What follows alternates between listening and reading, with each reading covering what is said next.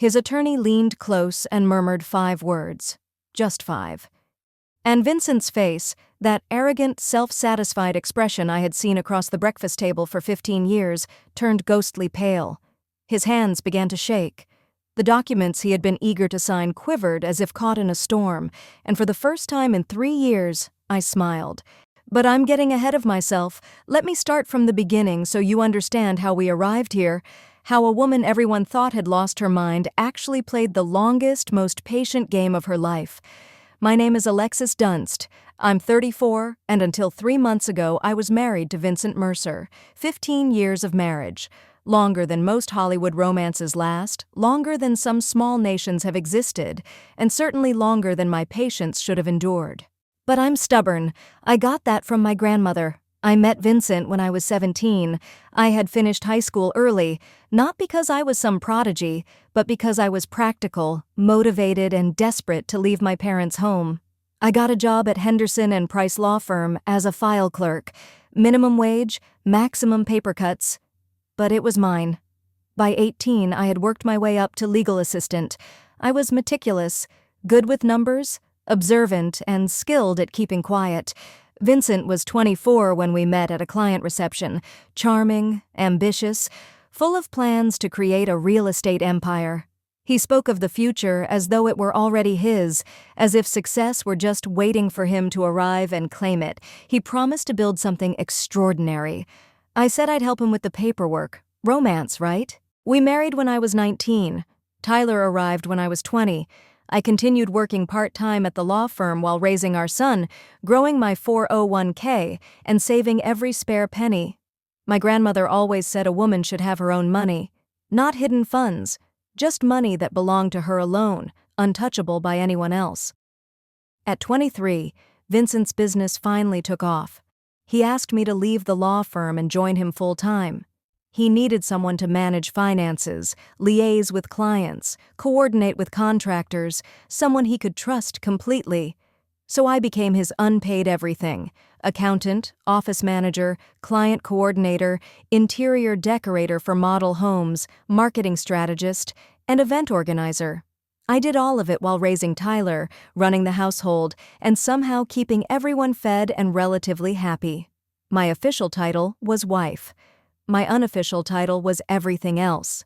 For 11 years, I devoted myself to building Vincent's dream, and for 11 years he collected the accolades, the awards, and the praise. At every gala, I was Vincent's wife. At every toast, he thanked his mentors, his team, his vision, but never me. Gradually, things began to shift. He started making decisions without consulting me, stayed late at work more frequently, criticized small details, my outfits, the meals I cooked, my supposed lack of ambition. I was managing his entire back office for free while raising our child and keeping his life organized, but apparently that wasn't enough. Then, 3 months ago, he dropped the bombshell. He arrived home on a Tuesday evening. I was preparing dinner, his favorite, naturally, because I'm apparently a glutton for unappreciated effort. He sat me down at the kitchen table with a businesslike expression. "I want a divorce," he said, "and I want the house, the cars, the business, everything. You can have Tyler." He said it like ordering off a menu. "I'll take the assets, hold the child. Thanks.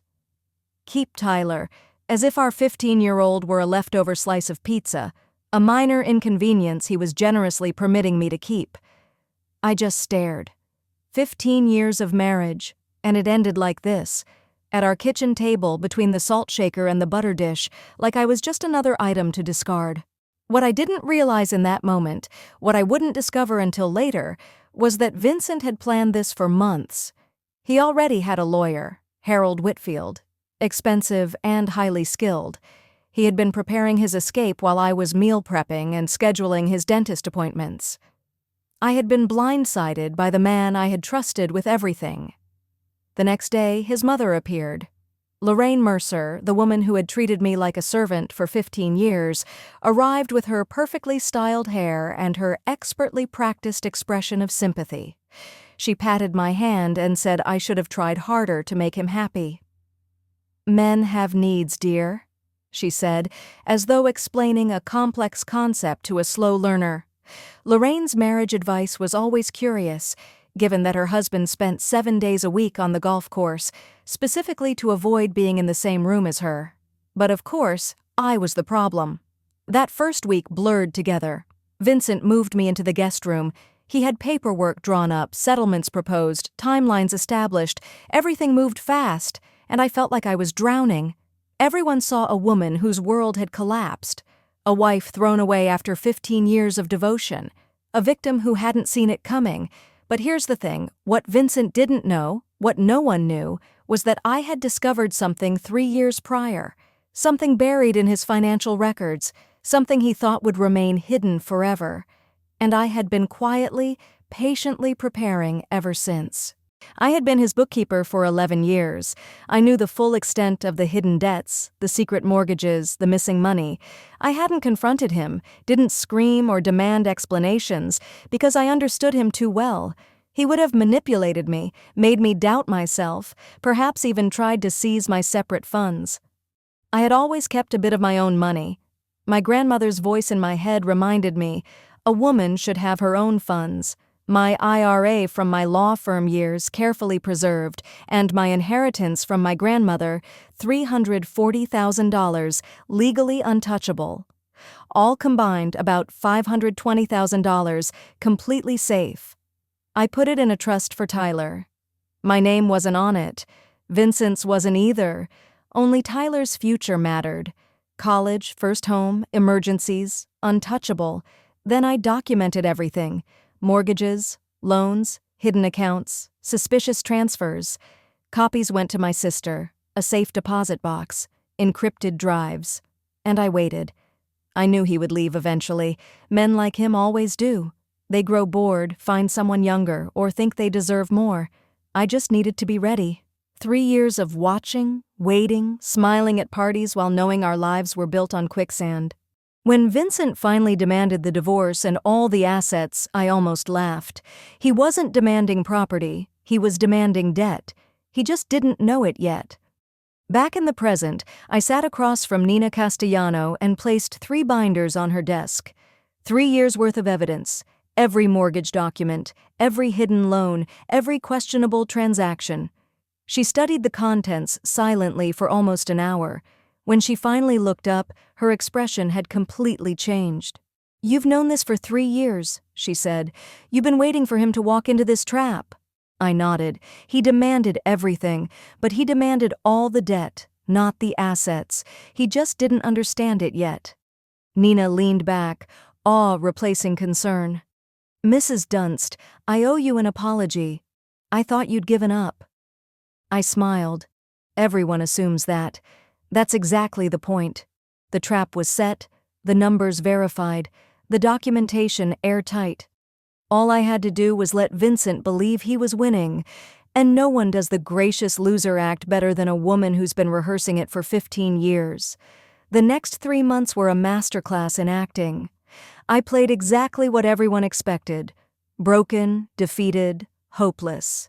At mediation, my eyes were red, my hands trembled, my voice soft. "I just want enough to start over," I said. "I don't want to be difficult.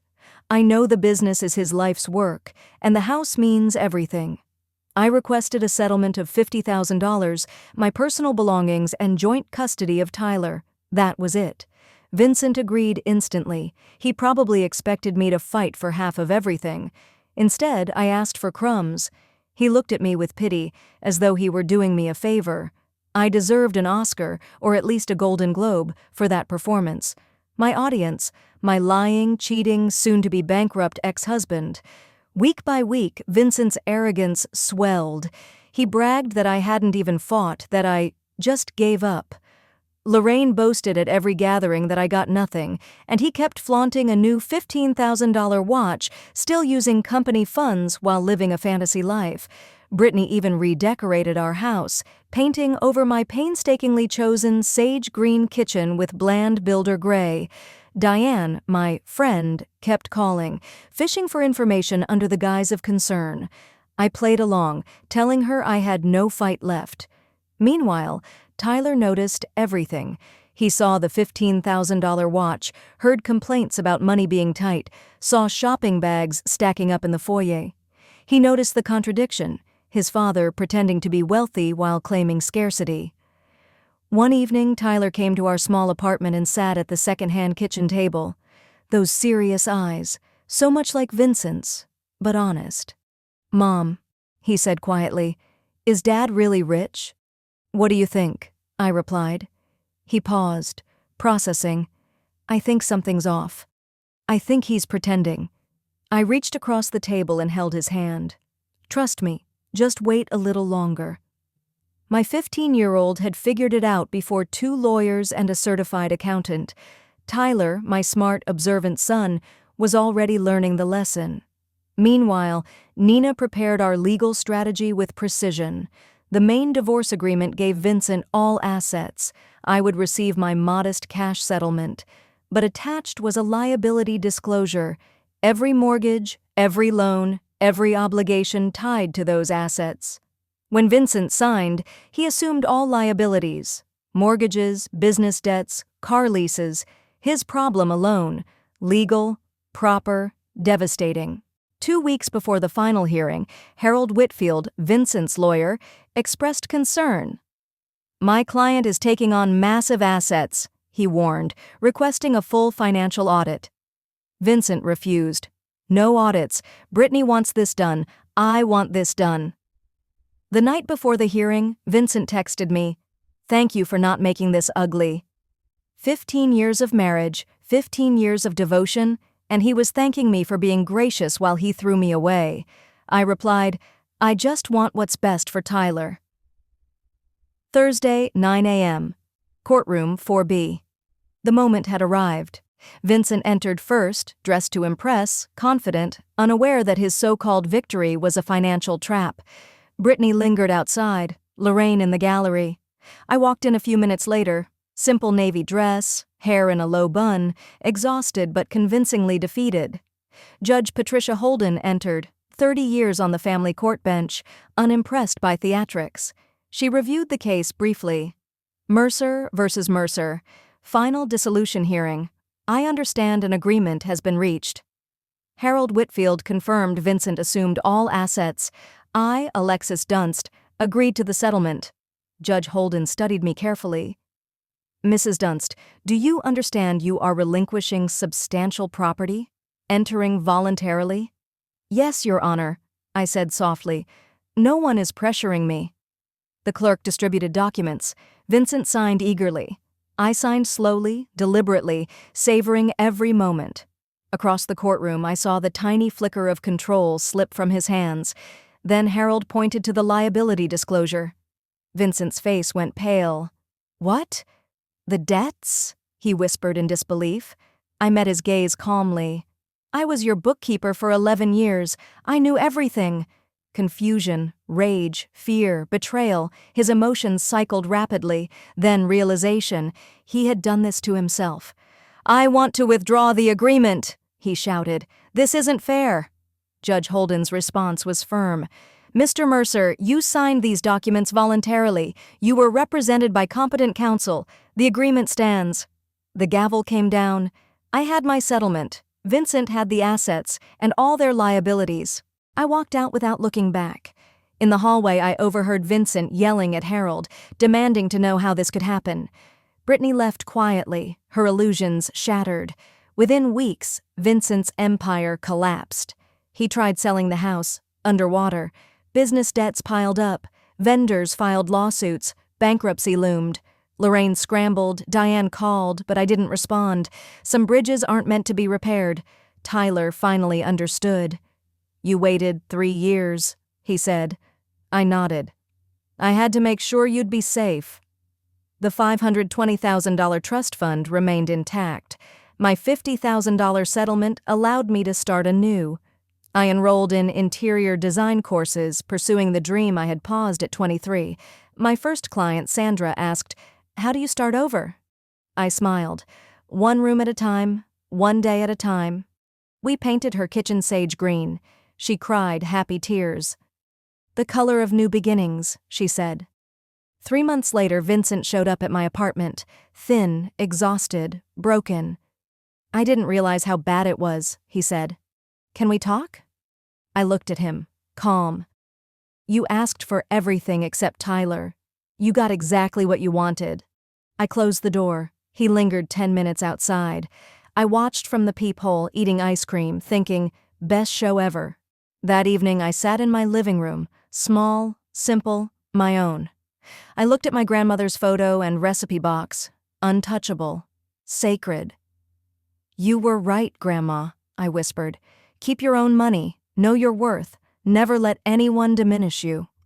The apartment was quiet, mine entirely. For the first time in years, I was free.